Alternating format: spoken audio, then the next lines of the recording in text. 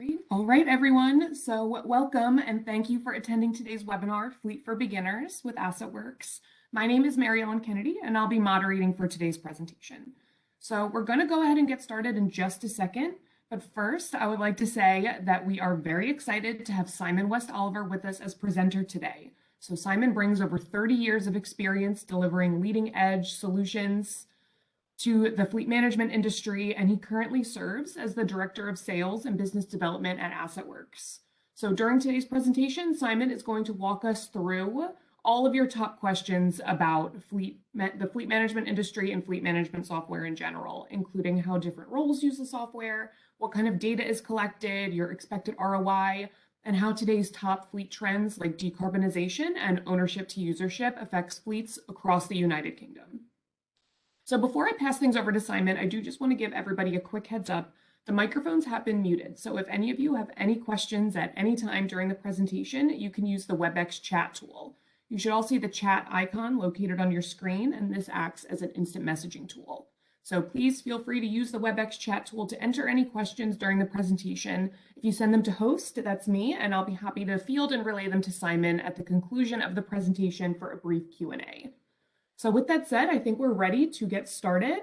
So Simon, take it away. Mary Ellen, thank you very much for that introduction. I'd like to get started in talking a little bit about the basics about fleet management. Just sort of to give you a recap, it's most organizations today are either not using fleet management and looking to embrace the concept of it, or they're sort of looking at replacing an existing or an older solution. What I want to do today is really just give you a very high level of fleet management, where it is today, okay, and what are the major benefits, okay. Next slide, please, Mary Ellen. So, in principle, fleet management software is a cradle-to-grave platform that manages your complete interactions with perhaps the second most expensive asset after paying out wages for your employees. So it looks after everything that happens in a vehicle life cycle, but how it relates to your organization's operation and how it interacts to the key stakeholders, which are often the operator or driver, okay, right the way through to HR and finance. So it covers things like the acquisition process, the complete maintenance history, the eventual disposal process, but all the subtleties that may happen between those two issues, so acquisition and disposal. So it can be anything from, if you're an organization that's maintaining your own vehicles internally, so it'll be the operations of your workshops, that service, maintenance and repair issues, managing the work through the workshops, okay, and also managing things like the warranty claims that may go on around specific assets. If you're a non-internal maintainer of your fleet management, where you may be using outsourced suppliers, you will have much more of a requirement to manage those external suppliers to ensure you're getting the best performance around those as supporting organizations to your fleet operation. Next slide, please. So everybody uses fleet management in some way or another, even very small operators. The British Vehicle Rental Leasing Association have a statement that say if you're operating more than 10 vehicles, you're operating a fleet. I actually think the minute you actually start to manage a number of vehicles beyond one, you are operating a fleet. But if you look at the types of organizations, it touches every major industry, every major business sector out there, from public sector, utilities, construction companies, emergency or blue light services, to private commercial operators. So there is a benefit from using fleet management software across every type of business operation. Next slide, please. So what does it actually do? What does fleet management software actually provide? Well, as I've mentioned earlier on, after payroll, in most organizations, the most significant next big cost is your vehicle fleet, or how you move your employees or assets or products around the planet. That is an ever increasing expenditure right now. It also has some huge changes happening within the sector. They're in, sort of leveling quite high positions of compliancy as well as carbon awareness. So we're now starting to look at fleets very differently than we did perhaps 20 years ago. And for most operators, they can actually, if they're not actually looking closely at not just the running costs, but their operational costs of their fleet, it can become a very, very expensive area to organization. Without a doubt, with the changes we're seeing around compliancy, the changes around carbon reduction, where areas of the country are instituting clean air zones, there's a greater impact to manage your fleet in a very sensible and sustainable way. So the benefits really are around getting a better handle on those fleet assets, looking at their operational time, making sure they're operating to their optimum, and making sure that your maintenance costs and support costs align with what the business may have budgeted for the expenditure of running that fleet. Next slide, please. So there are a whole stack of benefits when you start looking, but I want to pull one or two of these out. We're seeing a transition happening out there in the marketplace now. So lots of organizations operate what we call ICE vehicles, which is internal combustion engines, and they're transitioning slowly to EV vehicles, and there are a whole array of potential issues around just that operation within your fleet, because there becomes a time when this transition has to be managed. Never mind the government issued deadlines. So it has to be managed in a way for your business to operate effectively at the same time as it's operating this transition to support this decarbonisation. If we look at the sorts of things that we want to be getting out of a fleet management solution, is that ready available information around what is it costing me today? What are the regulatory compliances that I have to maintain? How do I reduce this expenditure? And how does this system help me keep a handle on reducing that type of expenditure? Next slide, please. So, as I said, it's the two major benefits are about saving money for the organization, extending your vehicle operations, but extending your vehicle usage in such a way that it helps the business operate more effectively and more cost effectively. Next slide. We're seeing a huge transition in data being produced from both the asset and from the fleet operation. For lots of organizations, that they start tracking vehicles, they start looking at the data they're getting from both external suppliers and from their maintenance department, and it's making that information give you good information to help you improve decisions. It's also about improving your relationship, not just with your external customers regarding performance, but actually internally how you operate with your drivers, with your users, and with your maintenance operations. The other major benefit is to get the real understanding of your fleet. We're now starting to see, and have been partly for a long time, especially around fuel, a whole level of integrated external touch points around fleet, which help you gain even more quality information. So that's things like your fuel, EV charging, if you operate a motor pool where you're operating vehicles that are used internally on almost like a short-term rental basis, where you may be putting in GPS data for location and tracking to improve performance of your drivers and to improve performance of your operation. Next slide, please. So if you look at the community that's using fleet software, it's not just the core fleet manager. He'll often be involved in the down-to-earth, very front-end operation of the vehicle to make sure the vehicles are actually operating within compliancy and they're out on the road there effectively, working safely for both the business and for the operators. But the other touch points, if you're running your own workshops, you'll have technicians who'll be logging onto the system, and how they log onto the system is starting to change. In the early days, lots of solutions were very paper driven, but today we're moving systems very much into a digitized environment. And to make sure we're getting their best operational time and their best understanding what's happening around their fleet, those technicians are now using handheld devices.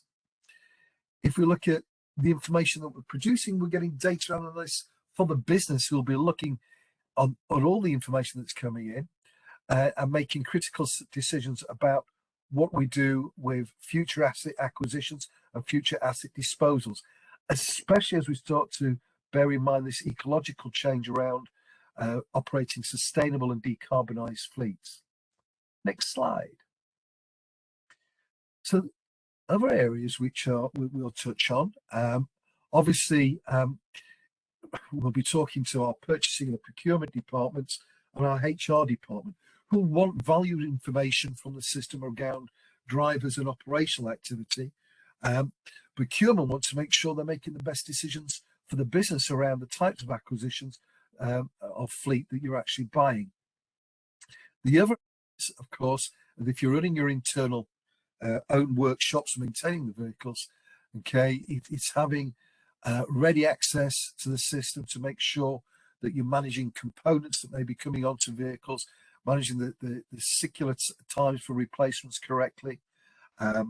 Most solutions out there now will be driven off some form of barcoding that helps that process, making sure that you are actually not carrying too much stock, so you can manage just-in-time relationships with external suppliers. All those things can be managed on a fleet maintenance system.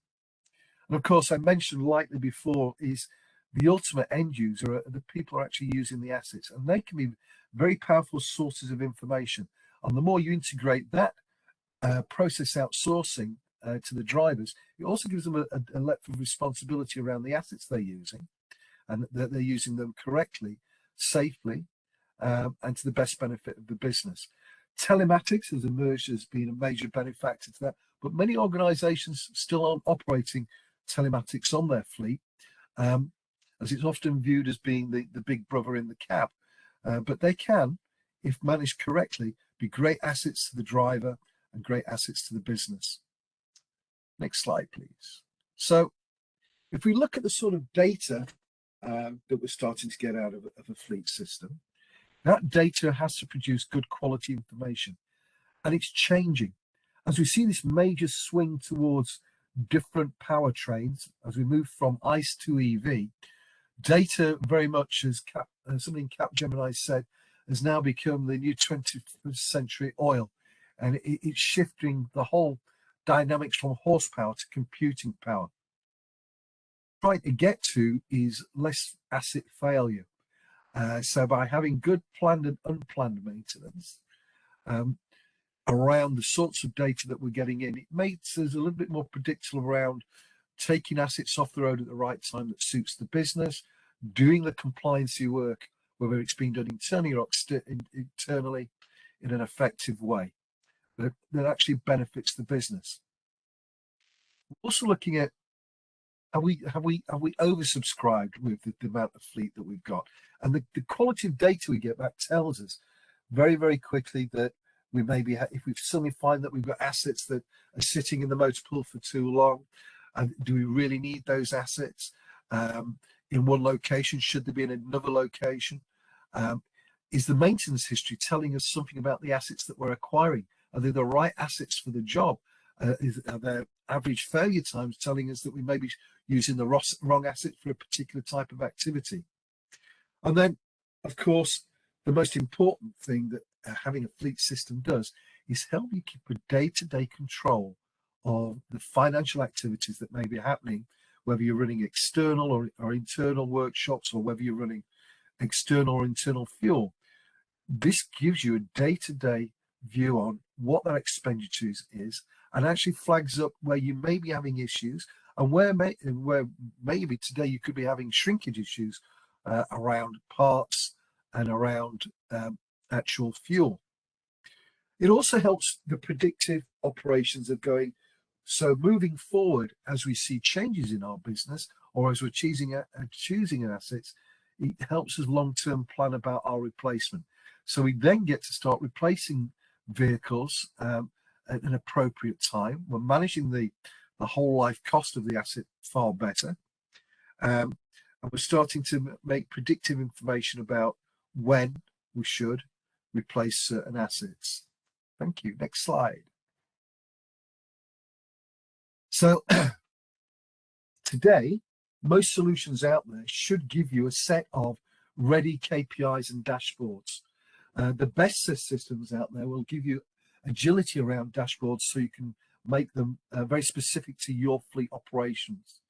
That replacement analysis I talked to before is critical now, because as organizations are moving from ICE to EV, it's planning the time that's best suited for the business to do that exercise. And it could be in some situations that certain types of assets in the business can be mapped out out of the business at an earlier phase, and then where it's not having such a financial implication on the organization as one would expect. But if you're looking for a fleet management product, it's the quality of the information that you can get out that makes sense to your business, your unique business, that is critical. Next slide. So if we're looking at a return of our investment for putting in a fleet management system, everyone's always concerned about the upfront costs of these types of products, but the ROI can be actually quite dramatic, especially if you're looking at a mixed fleet. So what we're looking at is, it's not just a financial ROI. It could dramatically improve the operational workflows within your organization. So you're suddenly starting to see better use of the existing assets. You're starting to start to see reductions of unnecessary maintenance, because you're able to plan more effectively when vehicles come off the road and the types of activities that you may want to do while the vehicle is off the road. The quality of reporting means you start to get good trend analysis that's easily visible to help you make those critical decisions about acquisition and disposal. The other areas that we're starting to see is that the asset themselves is starting to fall into the into being an information provider itself. As we start to rely more and more on telemetry coming from the vehicles, we start to get into be able to map better preventative, better predictive maintenance cycles around our assets. And that's all controlled by having a good fleet management product to produce that information and keep you readily aware of it on an easily seeable dashboard.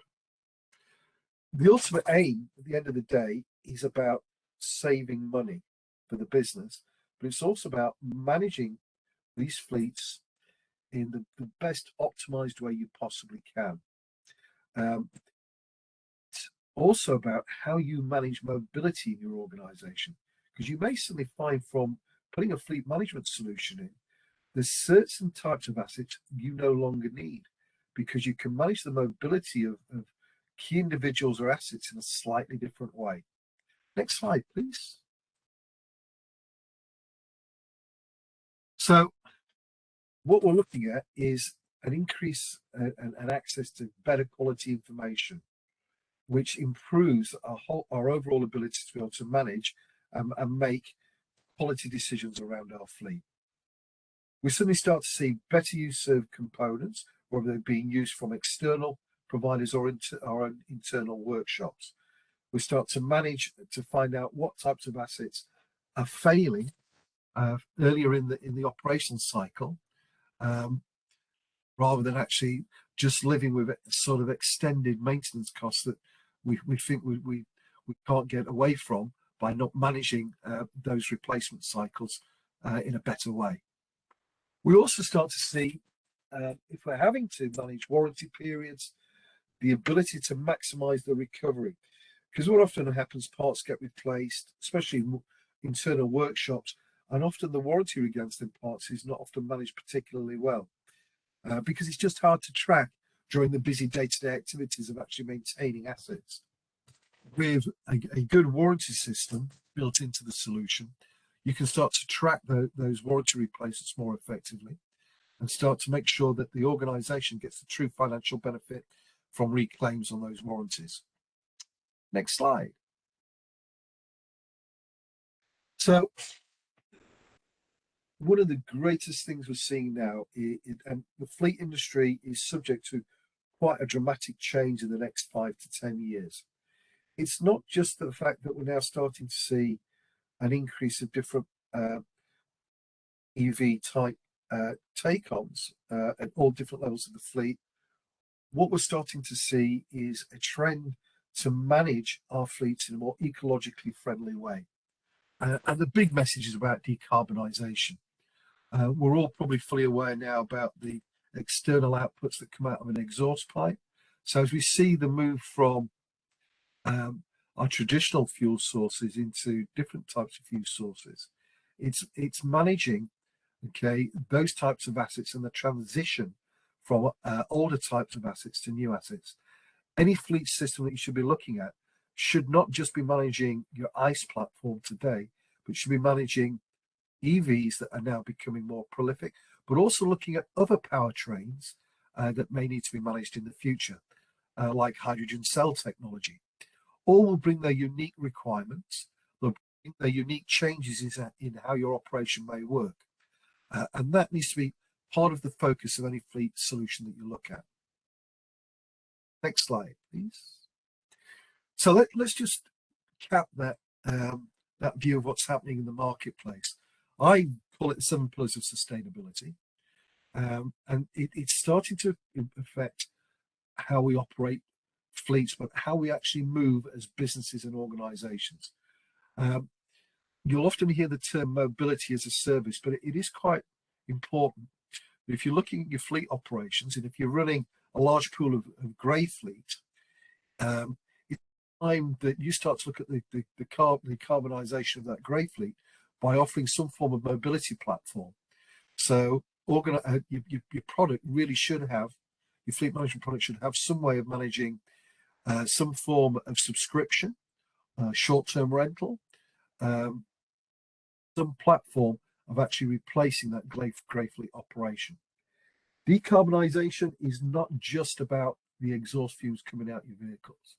You need to look at the carbon footprint of the assets that you're acquiring, and that starts to affect future acquisitions. For some of the manufacturers now, they're embracing the concept of a circular economy. Now, the reason I meant that when it looks at the acquisitions that you're buying from in the future, we're starting to look at organizations who are preferring to buy suppliers who are looking at assets that can be maintained in such a way that the components coming off those assets form some form of recycled component going forward. And that is the only way we're going to start to look at operating good, sustainable fleets that are decarbonising properly. Also, the removal of paper in these types of transactions. Like lots of different businesses, we're now looking at digitizing our fleet experience for all the stakeholders in the experience of managing your automotive activity within your business. So that's from the driver putting information via a mobile phone or a tablet to your core workshop technicians, no longer looking at paper-driven work cards. They're looking at information being sent to them on a tablet, them confirming the work, receiving stores information for parts on their vehicles through a digitized tablet, and that information being communicated back into the operational management team. That whole process exists, and if you're looking to replace or to embrace a fleet management solution, look for that whole digitized cradle to grave story, which engages your raw core end users, your drivers, your technicians, and your actual back office management team. Most organizations out there you moved me too quickly, sorry. I hadn't finished talking as usual. The products that you're looking at need to support some of the things that are happening around the compliancy. So I mentioned briefly about clean air zones. Lots of products out there now will need to support, and you will need to support of a user of fleet management, the understanding of getting of managing assets going into clean air zones, the billing that may come from that from an asset that's not appropriate to be in those clean air zones. That leads us into what level of social compliance our solutions support, because without a doubt, if we're going to support this changing eco platform around fleet, your solutions need to be able to manage the various different levels of compliance that are needed to run a fleet effectively today. And the last 2 points are really about, it's not really about the solutions, but it's how we approach them. There's a change going out there right now with everybody. He's starting to realize this is about cultural acceptance, that managing a fleet today and managing a fleet's decarbonisation and managing it in a way requires the right technology, but it also requires us as individuals to manage it culturally and accept that this is a change that's happening and we need to support it, okay, for the good of the planet. And again, it's also when you start looking at the types of partnerships that you may want to develop around your fleet solutions for providing your holistic fleet management platform, they need to have those same types of responsibilities. Now you can move beyond. Good. So any fleet solution that you should be looking at should be looking at a level of out of the box standard type reportings when it comes around to business intelligence. So they should also be agile enough that you can actually change some of them to suit specific elements of your fleet operation and to interact with some of your already existing partners if you're working with external maintenance provision and if you're working with an external telematics provider. Most importantly, okay, these reports need to be displayed in a way that are meaningful to yourself. Next slide.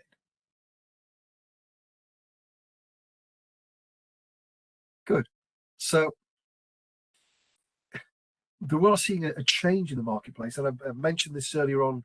If you're operating a fleet management system today, it will start to give you key information about what sorts of assets you should actually be owning and what sorts of assets you should only be considering on a usership basis. And any platform that you're implementing should be able to interact with the concept of either operating an internal motor pool or an internal short-term rental platform, or you should be looking at ways of exploiting external mobility services like a subscription type platform for replacing grey fleet. And that should be capable of being managed within the one solution. It's all, in the end of the day, about improving that relationship for your drivers and saving the business valuable money and reducing unnecessary assets on the road. Next slide. So you've got to have a fleet software checklist. And I think if you're looking at any supplier out there are some obvious ones, but we've created a little checklist that you may want to go through. It really is about looking at the supplier that you're looking at and making sure that their software is proven.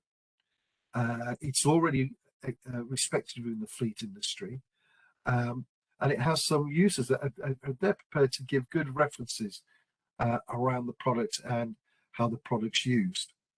The other thing is looking at the supplier, and I think this bears a fact across all software acquisitions. Is the software provider you're looking at stable financially? Are they going to support you as an organization long term? Because this it can often be, depending on the size and shape of your fleet, an expensive investment. And the most important thing is that your supplier needs to have the track and financial capability to look after you going forward. The other area which I think is important is that have you got good technical support? Today, more and more solutions are being offered as a cloud offering, which removes the concern about internal topology.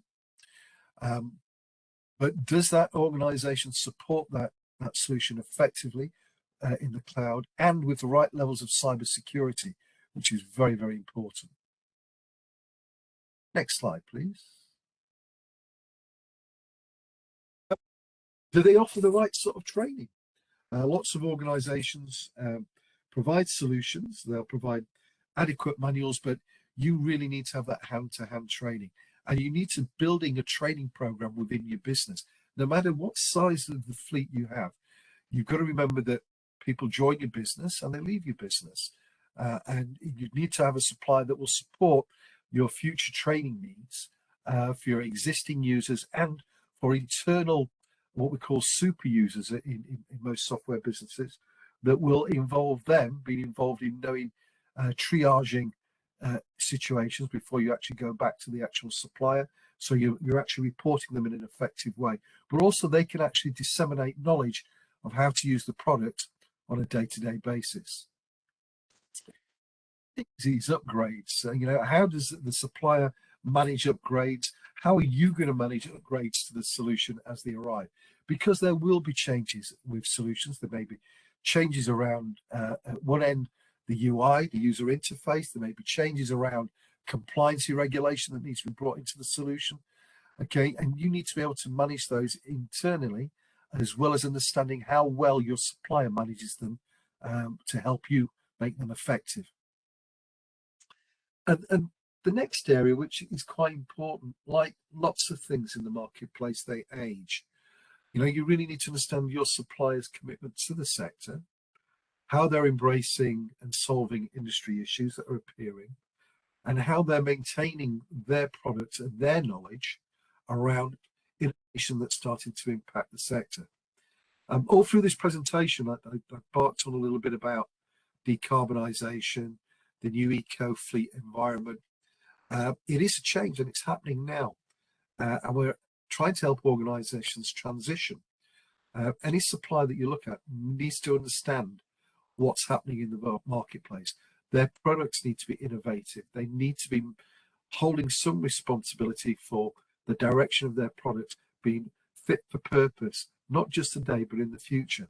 So it's not unusual to ask a client for their product roadmap over the next 3 to 5 years.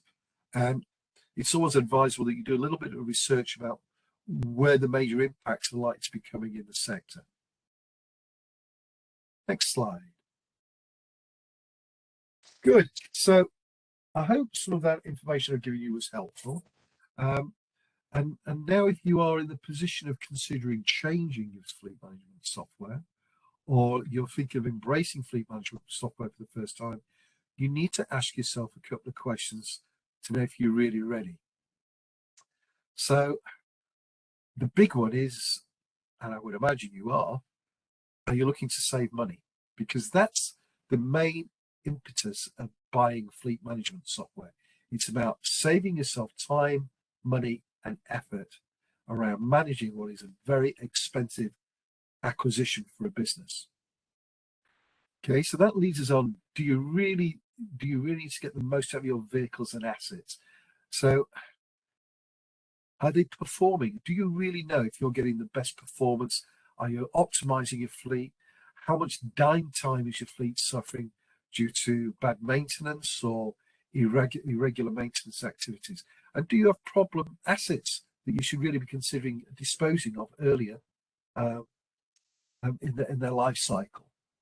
If you've got ready access to that information, okay, that's wonderful. If you haven't, that's another reason for looking at fleet management software. And then it's, what is your data telling you? Are you actually getting fleet data, or are you just getting fuel bills every month, maintenance bills every month? Are you correlating that to understand where you may be having issues? Have you got fuel shrinkage happening within your organization? Have you got unnecessary maintenance going on in your organization? These are all things that your data should be giving you adequate information about. And again, that impacts on your replacement cycles and your time to get rid of vehicles. And if you're not really getting a good handle on that, that's another tick in the box for why you should be using fleet management software. And the last one is, could you improve your operational performance? And that is just, when I say that, it's quite a glib statement. But what I'm saying to you is it impacting on how you deal with customers, how you deal with suppliers? Are there issues around your fleet assets that are having an impact on that area? If you said yes to those four questions, then it really is time to potentially look at implementing some fleet management solution within your organization. So here's the only sales slide. If you want to talk to us, we'd love to talk to you because we do have a solution that covers everything we've talked about today. And you can come and visit our website and ask for a demo. Alternatively, you can always email me and I'll always talk to you as well.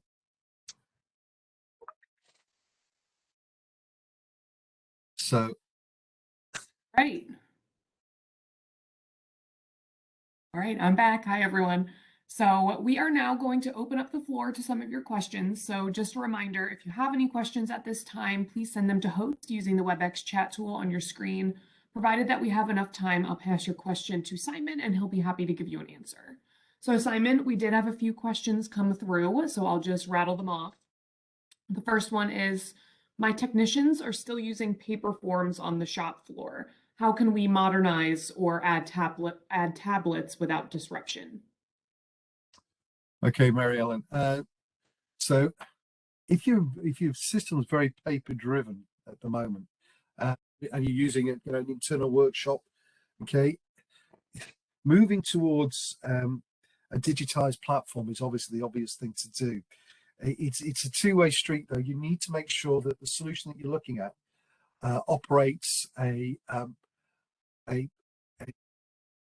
management platform behind it, that it can correlate that information that you're putting out to your various different end user tablet type products. The tablets also have to be very user friendly and very clear in their dissemination of information.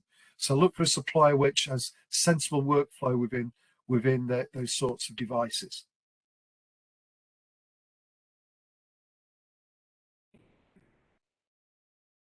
Our next question that we got in is, a lot of my data lives in spreadsheets. How does this get added into the fleet system? Good software supplier that is going to help you implement a solution. They will look at that data. This is often an ideal opportunity to cleanse that data. Most organizations will provide some form of loading type platform, which will help you load software into the new solution. But you'll go through a cleansing process, which is quite a good thing to do, to make sure that the data you're putting in is good quality. But certainly look for a supplier who can give you the ability to load software into their solution with offering standard type loaders. Great. So another question that came in, do you have any tips for change management when moving to a brand new system? Okay. So if you are seriously looking at moving to a brand new system, one of the first things you need to look at is, what do I want out of a new system? What are the types of information that is going to benefit my business? You need to have a very clear understanding of operationally your requirements and document them, and maybe go through several iterations before you present them to a system provider. And then I would actually sit down and review several systems with that requirements document, and to make sure they can actually deliver and support what you actually need. But it is critical creating a meaningful understanding of what you really need from a fleet management solutions, including areas that you currently don't have at the moment. So if you have problems within your fleet, document them, get them across to the supplier, because they will be able to help you resolve some of their issues by presenting their solution in the right way to cover them.